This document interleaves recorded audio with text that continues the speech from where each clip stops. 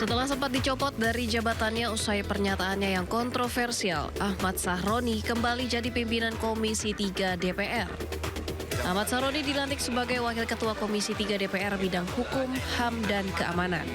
DPR RI menetapkan Ahmad Sahroni sebagai Wakil Ketua Komisi 3 DPR RI, menggantikan posisi Rusdi Mase yang resmi mengundurkan diri dari Partai Nasdem dan DPR RI.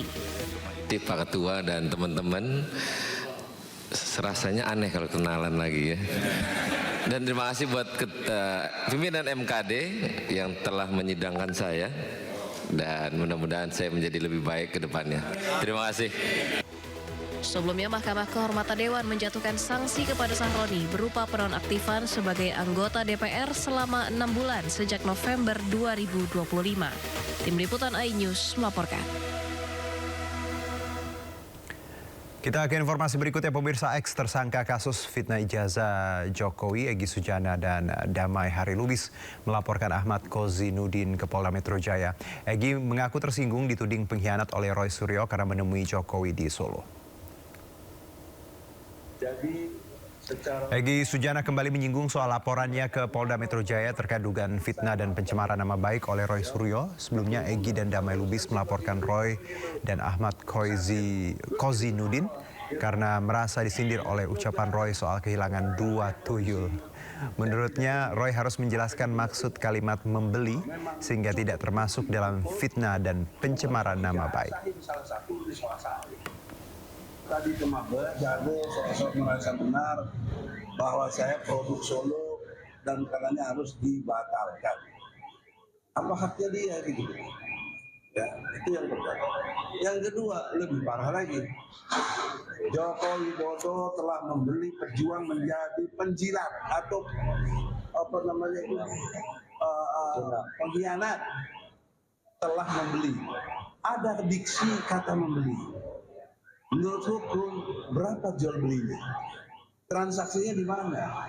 Berapa besar saya dibeli? Nah, kalau dia tidak menjelaskan dengan jelas, maka itu namanya fitnah dan pencemaran nama baik. Pemirsa, Kapolda Sumatera Selatan Irjen Polisi Syandi Nugroho terus memperkuat komunikasi dengan para ulama dan pimpinan organisasi keagamaan di Sumatera Selatan sebagai bagian dari upaya menjaga keamanan dan ketertiban masyarakat. Kapolda Sumatera Selatan melakukan silaturahmi dengan pimpinan wilayah Muhammadiyah Sumatera Selatan di kantor PWM Palembang. Dalam kegiatan tersebut, Kapolda didampingi sejumlah pejabat utama Polda Sumsel.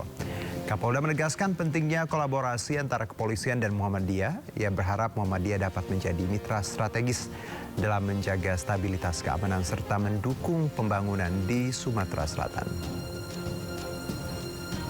Hadir kemari untuk mohon bimbingan, mohon arahan, mohon koreksi tingkah laku kami bersama seluruh jajaran, serta kami menitipkan diri sebagai pimpinan Polda Sumatera Selatan serta jajaran kepada pimpinan Muhammadiyah dan jajarannya untuk bisa bersilaturahmi dan bersinergi dalam melaksanakan tugas.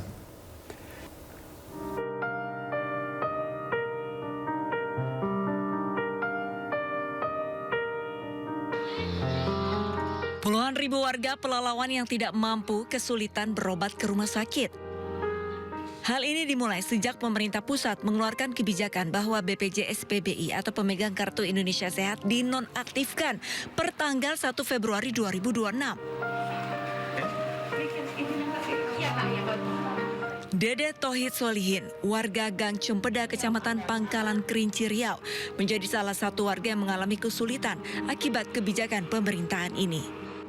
Dede terkejut usai anak bungsunya berobat justru ditagih biaya sebesar Rp90.000. Dede yang merupakan penjual sayur keliling ini kebingungan hingga akhirnya mencari pinjaman ke tetangga. Namun menurut Kepala Dinas Sosial setempat, pemuktahiran data sudah sesuai dengan kondisi lapangan. Jadi mereka-mereka yang dinonaktifkan, kita meminta surat keterangan tidak mampu yang dikeluarkan oleh aparat desa. Kemudian seperti saya katakan tadi, KK-nya, KTP-nya, kontak personnya, dan surat menyatakan bahwa masyarakat tersebut membutuhkan perawatan kesehatan.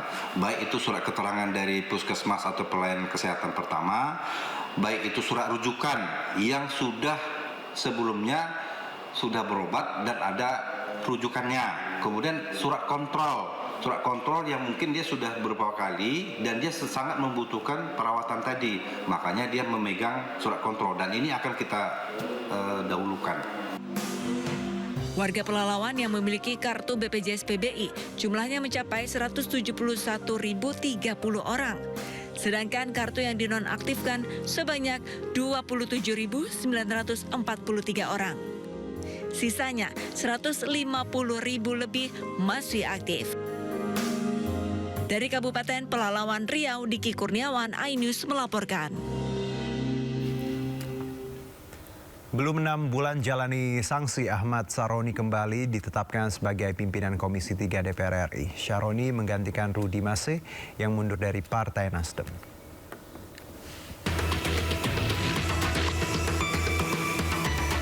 Badan Narkotika Nasional ungkap temuan terkait peredaran rokok elektrik atau vape yang mengandung zat narkotika jenis baru, termasuk etomidate, obat bius cair. Dari hasil temuan BNN, vape menjadi salah satu media penyalahgunaan narkoba berdasarkan hasil uji sampel terhadap ratusan produk. Peredaran vape berisi etomidate atau obat bius sangat berbahaya karena penggunaannya sulit terdeteksi. Terkait hal itu, BNN berencana mengajukan rekomendasi pelarangan vape secara menyeluruh. Penyalahgunaan narkoba di dalam media vape itu memang sudah dalam tahap yang sangat membahayakan. Jadi kami memang memberikan rekomendasi agar vape pada akhirnya adalah dilakukan pelarangan seperti negara-negara yang lain. Vape tanpa narkoba maupun dengan narkoba itu juga sama bahayanya. Sebelumnya BNN telah memeriksa 438 sampel cairan vape dalam beberapa hari terakhir. Hasilnya 23,97% diantaranya positif mengandung narkoba. Dari Jakarta, Amrina Rida, Jemi Jasin, iNews melaporkan. Meski mengandung zat kimia berbahaya, banyak masyarakat menyepelekan dampak negatif penggunaan rokok elektrik. Apa saja dampak negatif rokok elektrik bagi tubuh? Berikut informasinya.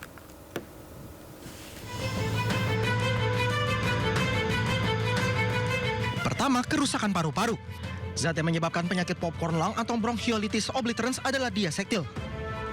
Zat yang sering ditambahkan dalam cairan rokok elektrik beraroma untuk meningkatkan rasa. Kedua, asam lemak masuk ke paru-paru.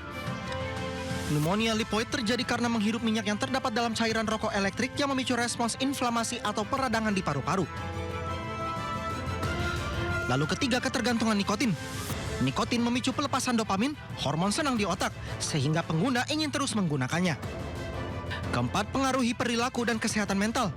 Ketika seseorang kecanduan pada nikotin dan coba berhenti menggunakannya, tubuh dan otak mereka harus terbiasa untuk tidak memiliki nikotin. Hal ini dapat berdampak pada suasana hati dan perilaku seseorang. Kelima, mempengaruhi kesehatan gigi dan gusi. Paparan aerosol pada rokok elektrik dapat membuat permukaan gigi lebih rentan terhadap perkembangan bakteri. Dan keenam, risiko kanker. Meski rokok elektrik tidak mengandung tar seperti rokok konvensional, uap rokok elektrik mengandung zat kimia berbahaya yang dapat meningkatkan risiko kanker. Pasca dinonaktifkan BPJS, penerima bantuan iuran banyak masyarakat tidak bisa berobat. Hal ini juga dirasakan warga Pelalawan Riau yang memiliki perekonomian bawah.